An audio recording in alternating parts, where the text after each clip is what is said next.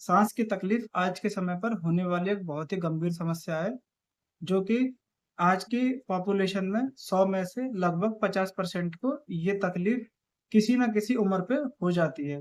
ज़्यादातर बुजुर्गों को ये तकलीफ ज़्यादा होती है या फिर जो बीड़ी, सिगरेट, हुक्का इत्यादि गलत चीज़ों का इस्तेमाल करते हैं, उनमें क्रोनिक पल्मोनरी डिजीज़ होने की संभावना ज़्यादा रहती है। बहुत से लोगों में साँस की तकलीफ एलर्जी की वजह से या फिर जेनेटिक जैसे कि वंशानुगत चली हुई आती है, किसी उसके घर में किसी को अगर होती है, तो उसकी पीढ़ी में होने की संभावना ज़्यादा रहती है। कुछ केसेस में छोटे बच्चों में जन्मजात ही साँस की तकलीफ रहती है, अस्थमा की शिकायत रहती है या फिर ऊनेरा जिसको बोलते हैं, इसकी शिकायत रहती है। बच्चे को बार-बार साँस की तकलीफ रहती है और कई केसेस में हार्ट के रोगी को भी सांस की तकलीफें होना बहुत ही कॉमन कंडीशन हो जाती है। साथियों, आज के समय में सांस की तकलीफों में बहुत से लोग कोई स्टेरॉयडल दवाइयों पे चल रहा है या फिर बहुत से इन्हेलर का इस्तेमाल कर रहे हैं। बहुत से लोग जो पंप आती है इन्हेलर वाली उसको ले लेते हैं या फिर ब्रोंकोडायलेटर्स मेडिसिन का इस्तेमाल करते हैं इस सांस की तकलीफ से छुटकारा पाने के लिए। लेकिन साथियों, एलोपैथ में अंग्रेजी दवाइयों में सांस की तकलीफों का कोई भी परमानेंट इलाज नहीं है। आज के समय में खाली इसके लक्षणों को कम करने के लिए एलोपैथी में इलाज तो ज़रूर है, लेकिन इसको जड़ से खत्म करने का इलाज अभी तक तो शायद मेरी नज़र में तो नहीं है, लेकिन अगर हो तो शायद 100 में से 2, 4, 5% की साँस की तकलीफ़ें दवाइयों से ठीक हो जाती हैं, लेकिन बहुत से लोगों में आज भी साँस की तकलीफ़ें बराबर बनी हुई हैं।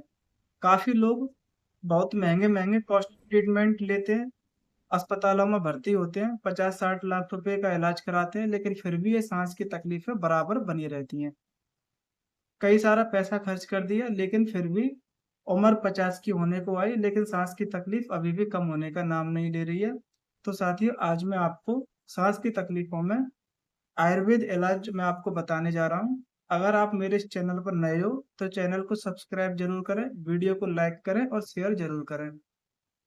साथियों, आयुर्वेद में बहुत सी कंडीशनों का, बहुत सी बीमारियों का परमानेंट इलाज ज़रूर है, जो कि नामात्र पैसों से ही हो जाता है। ऐसे ही आज मैं आपको एक ऐसा इलाज, एक ऐसा नुस्खा बताने जा रहा हूँ, जो कि नामात्र पैसों में ही अवेलेबल है और शायद कहीं न कहीं घरेलू दवाइयों से ही इसका उपचार किया जाता है। दोस्तों, जो लोग ब्रोंकोडायलेटर्स ले रहे हैं, इन्हेलर्स ले रहे हैं, ऐसे लोगों के लिए तो ये बहुत ही रामबाण औषधि है। जैसे कि जो लोग दिन में 3 से 4 बार ब्रोंकोडायलेटर या इन्हेलर लेते हैं, तो इस दवाई का इस्तेमाल करने के बाद में उसको दिन में 1 से 2 बार ही उसका इस्तेमाल करने की ज़रूरत पड़ सकती है और बहुत से लोगों को परमानेंटली ऐसी चीज़ों का इस्तेमाल बिल्कुल भी नहीं करना पड़ेगा इस आयुर्वेदिक इलाज के द्वारा।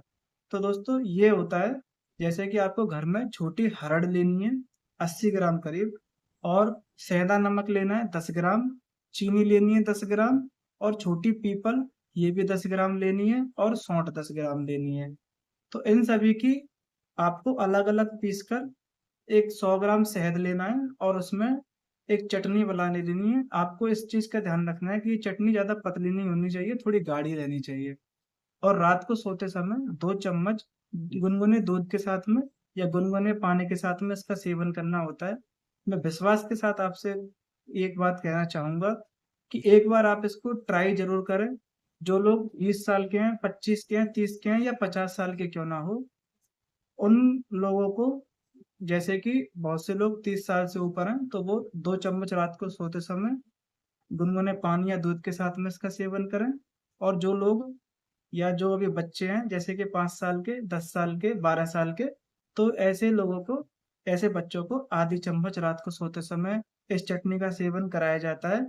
इसके बहुत ही बेनिफिशियल फ़ायदे होते हैं, जैसे कि साँस की नलियों में सूजन रहती है, सिकुड़न रहती है, साँस की लेने में परेशानी रहती है या फिर ठंडा मौसम हो जाए तब साँस की तकलीफ़ बन जाती है, ब्रोंकाइटिस, निमोनिया जैसी तकलीफ़ें बन जाती हैं। तो ऐसी तकलीफ़ों में ये चटनी बहुत ही फ़ायदेमंद होती है।